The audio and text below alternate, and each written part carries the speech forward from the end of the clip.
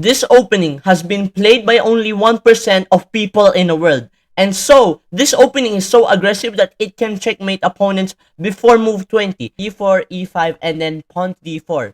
Gambiting a pawn in the center, and then moving forward with pawn to f4.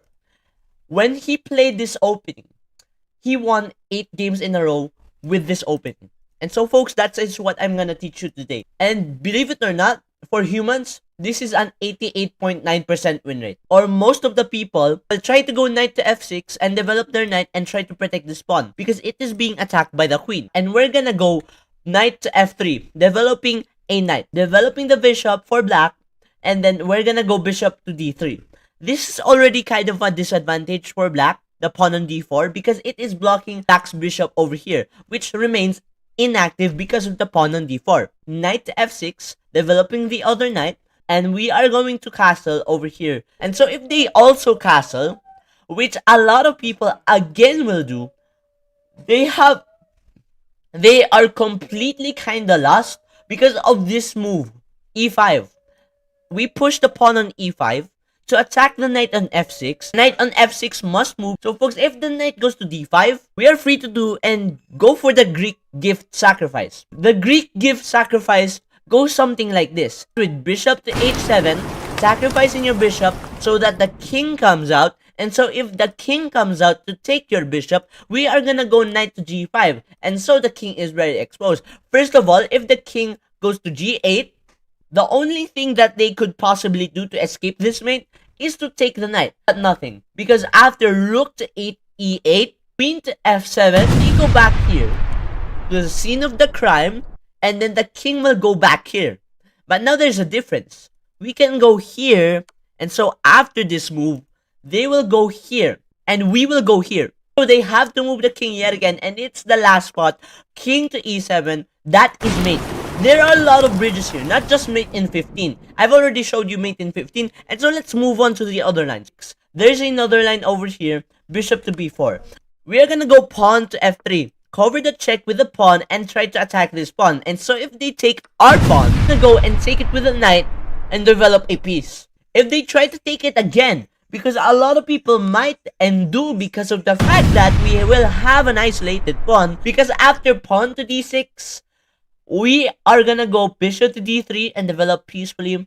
The natural move over here for black is again to try to develop the knight on f6, and we will go castle again. We get the same exact position, this rook over here. If they also castle, we're gonna go pawn to e5 again and attack the knight. And it's very easy to memorize this opening because of course you're not only taking the king side, you're also trying to go e5 most of the territory. And so if they go knight d5, we're gonna go to the same process of bishop takes pawn on h7, they take back again knight to g5. They will have a very tough time here to try to stop mate. I wouldn't recommend this again because instead you go for the knight and you still have a winning position.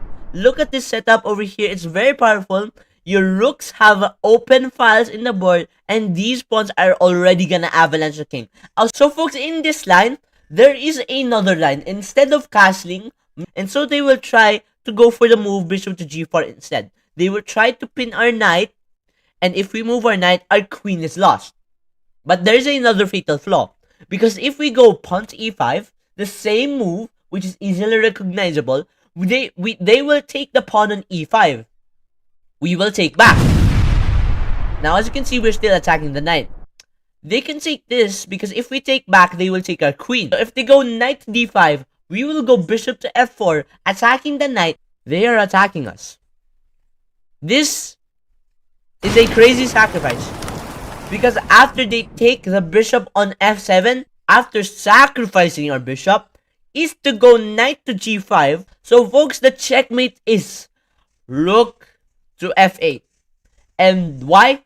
Because if they take with the queen, this sneaky queen move, b3 has a large diagonal to check the king on g8. And they have to cover. They can cover, they can delay checkmate, but they cannot stop it. Because look, if they cover up with a knight, the best move, we will just take it and with check, and they have to cover up again with the bishop, will take, and it's still check, and it's mate if they don't cover it again.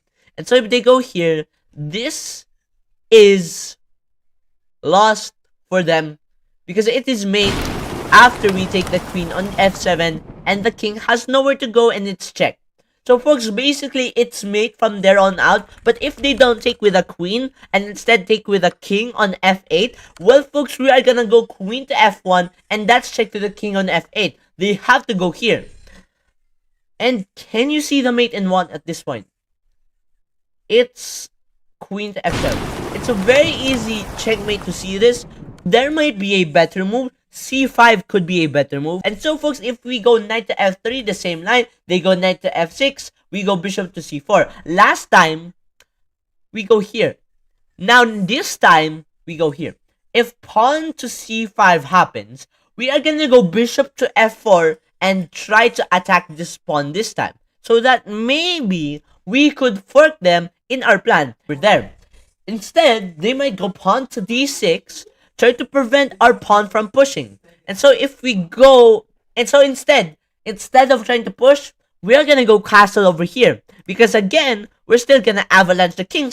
Knight to f6 here is the most obvious move for black. We're gonna go knight to g5, and for some reason that results into a fork of the queen and the rook, and that is a big advantage for black if they don't do anything about that. And so they have to go bishop to e6, the best possible move, and we'll take it, and they will take back. And so in the long run, we will have this very, very powerful knight, or maybe you can even do it backwards, like knight takes here, knight pawn takes here, and then bishop takes here. We have a very, very powerful bishop. And so this is the best move and best response for the computer. But I like how just the knight goes there on the e6 square. But it would be more efficient though if the bishop were on e6. And so folks, if they don't do that though, this will be a fork. So they cannot do anything about it but go bishop to e6. And they are going to be losing a pawn and the game is balanced. But they don't want that because of course, there might be a better move for them after we castle. There is bishop to g4, which is a pin again to the knight or the queen. Keep in mind, this has happened twice. This is a pin to the knight and the queen. Last time we did the trap. Last time it's a different line where the bishop is here. But folks, this is a different line. What do we do here? So we're gonna go not push the pawn because the pawn is still here and the knight is not here like the last line. So instead of going there, we're gonna go sacrifice the bishop on f7 again. So this bishop sacrifice is very useful. Another thing to memorize because it has happened a lot of times already. And so if they take it, we are gonna go and do this. Now, they're not attacking our queen. It's more likely that we're checking them and we're attacking their bishop. So now, folks, we have the advantage. But, you know, they could go here, right?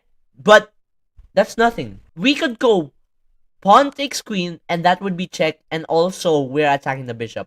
And if they go here, of course they will blunder, and so they have no option but to move. The best response over here is going king to e8. We are gonna take the bishop, and now we have plus 6 points of material, and it's impossible for you to lose because of the fact that you got plus 5.9 points according to the computer. So I think those are all of the lines of this opening, and very aggressive.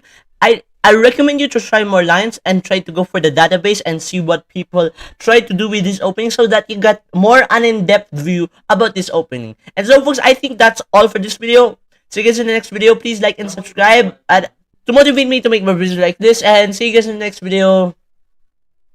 Peace out.